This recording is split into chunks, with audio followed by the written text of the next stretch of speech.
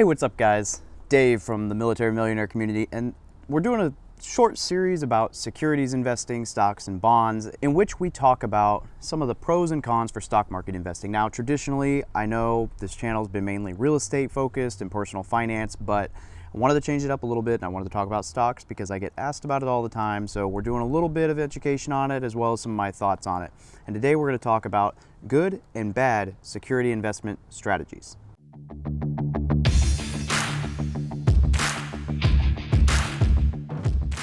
The first strategy I want to cover is just the simple buy and hold security strategy. This is usually stocks or bonds, it can be either, but essentially you buy one and you hold it. It's simple, right? And a lot of people do this where they invest and they will buy individual stock in individual companies and they just hold it forever, right? Long term, whatever.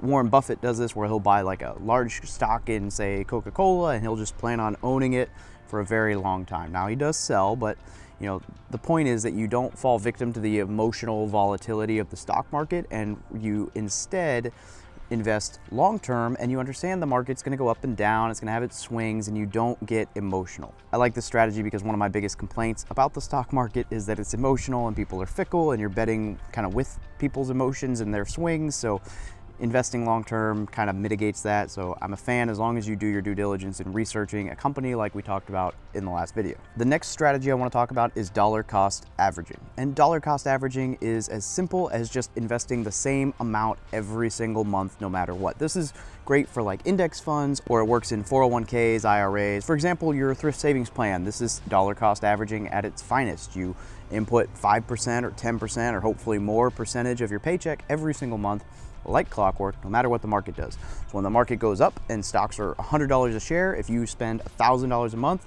you might buy 10 shares. But if it goes down and it's $50 a share, you now bought 20 shares. And then when it comes back up, you own 30 shares, but then again, you're buying 10 shares at $100. And when it goes up to 150, you see what I'm saying? So what you're doing is, as the market goes down, you're slowly buying down your average. As the market goes up, you're slowly buying fewer and fewer shares, but you're allowing yourself to just continually plummet that amount of money into, plummet's the wrong word, but just continually contribute that amount of money into your fund without having to worry about the market. Now, the reason this works is because you're always investing that amount of money. So if a lot of people, if the market goes up, they slow down their investing, or maybe they increase it because they think that past performance will mean that the stocks are going to keep going up, which is just silly. So there's a lot of emotional stuff that goes in there. So again, the dollar cost averaging really helps with the emotion of things, and I'm a fan. And dollar cost averaging is simple, it's effective, it works. So that's why I like dollar cost averaging. That's why I like the thrift savings plan. That's why I like 401ks. That's why I like index funds and even mutual funds. I'm a big fan of all that stuff, and a large part of it is because it just takes the emotion out of things and it allows you to focus on the investment strategy and stick to it. But I did want to take a few moments to talk about a few different strategies that I'm not a fan of in the stock market, and there's various reasons for this. The first one is day trading. Now, this one's not as bad because it is a legitimate strategy. You can make money day trading, but the problem is that it's just, there's a lot of downsides to it. So the number one thing that I dislike about day trading is that every trade you make is subject to short-term capital gains tax. Now, short-term capital gains tax is taxed at double, triple, even more percentage of what long-term is. Now, long-term capital gains, for those of you who've been around for a little while, you probably know this, but anything over a year that you own it, whether it's real estate, stocks, whatever, long-term capital gains tax. But if you don't own it for a year, it's now subject to short-term. So every bit of profit you make, the government's going to take a piece. Now, with long-term capital gains tax, there's a lot more leniency per se on your profit. With short-term capital gains tax, like day trading, you're paying a higher percentage and you're always paying something. There's no bracket where you're not paying anything like there is with long-term. So right off the bat, big negative for me. And so a lot of times when people tell you that they made all this money day trading, they omit the amount of taxes they paid, right? 10%, 30%, maybe more, and that adds up very quickly per trade, right? Or per, over the year. Another downside is the fees. A lot of brokerages have, they have transactional fees. Some of these are like $4 a trade, maybe $8 a trade. So if you make 10 trades in a week, that's $80 gone from your profit that you had to make up.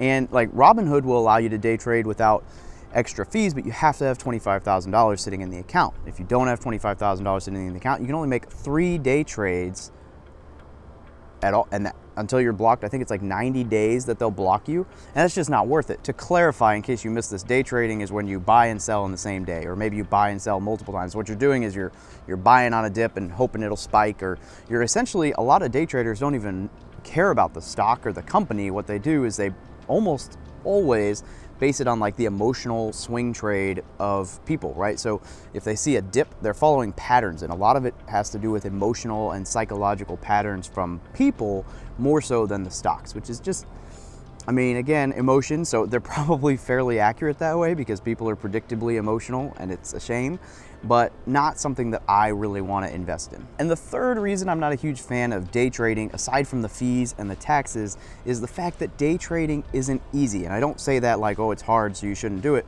What I mean is beating the market is very difficult. There are very few people who can consistently beat the market, and the odds are that they are professionals, meaning that they spend tons of time reading and tons of time researching, and it's their job to try to beat the market. And even the best of those only beat the market by 1, 2, 3, 4%. I mean, it's very rare that somebody beats the market by a very large margin consistently over time.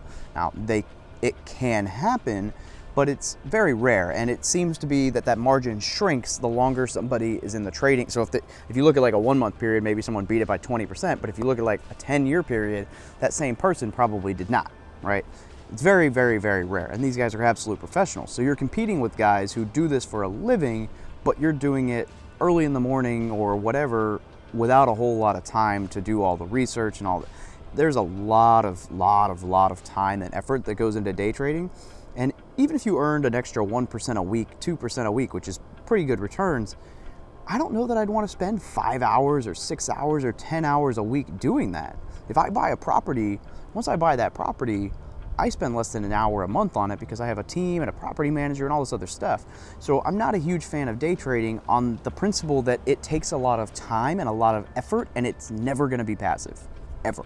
There's nothing you can do with day trading that's passive as long as that's how you're making your money. Now, you can take that money and roll it into something, but it's not passive. It takes a ton of work. There's taxes, there's fees. It's just not my thing. The next strategy for securities investing, I don't actually even know if this is technically considered securities investing, but Bitcoin or cryptocurrency, right? This was all the hype for a little while, and it spiked, and we all know, if I had a nickel for every time I've heard someone who did crypto or knows anything about crypto say that they had a whole bunch of Bitcoins in a laptop that they lost somewhere, or they, their girlfriend took their laptop or something and somehow they lost it all and they have no proof to back any of this up, I'd have a lot of nickels. I've heard all of these stories entirely too many times for me to actually believe half of them. But even if they were all true, and even if all these people had all this crypto and they misplaced it or they lost it or this or that or whatever, right? I don't really like the idea of an investment that if you lose your wallet, like your little crypto wallet or whatever, you could be totally screwed and out of your money. That doesn't seem very secure to me. If you forget your password for the bank, they don't say, well, sorry, it's our money now. So I'm not a huge fan of that fundamentally. The other big thing is there's this thing that Nassim Taleb calls the Lindy effect, which is when like something that's been around for X number of years can be reasonably assumed this can be around for that much longer. So like rentals have been around for hundreds of years. Probably can assume that there will be rentals for hundreds of years. Stock market, America, whatever. Obviously, it's not always true because things end. The fact that cryptocurrency hasn't been around that long kind of scares me. Like, I already don't know a ton about cryptocurrency, and it's kind of weird with like how you buy it, how you sell it. Like, it's all kind of unfamiliar to me. But all of that aside, it hasn't been around for that long. And so even if it is becoming a completely legitimate investing strategy, there's just so many unknowns with it that I'm all for it, but I would not suggest making it your main investment strategy. Now, if you're great with it, you make a killing with it, awesome. But I've heard too many horror stories of random things gone wrong to really consider it like a main strategy, in my opinion. And the third strategy that I am just not really a fan of is Forex, or foreign exchange currencies. And what this means is, let's say I have $100 US, and that $100 will buy me 120 yen, which is the Japanese currency. And now I own 120 currency in Japanese yen because I transferred it all over, right? And let's say all of a sudden that drops from 120 yen being equal to $100 to 100 yen being equal to $100.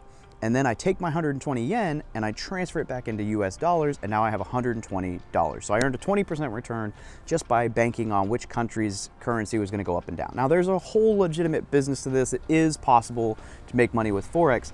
The biggest problem that I have with Forex and the foreign exchange currency strategy in general is that every single person I've ever met who legitimately claims to make money in Forex actually makes more money teaching people or getting people into their course to talk about Forex.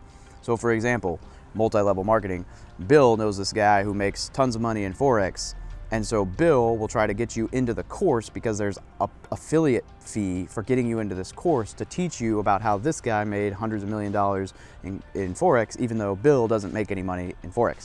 I actually had this conversation just the other day with someone in my Facebook group where there was like 2 or 3 guys posting about crypto, and or Forex, sorry. They kind of both can be spammy like that sometimes, but Forex is way worse. And I kind of knew where it was going, but I decided I'd talk to one of them. And so I was like, hey man, awesome. Hey, how much? And he even said like, oh yeah, I totally understand that people are like that. I'm not like that. I'm like, great.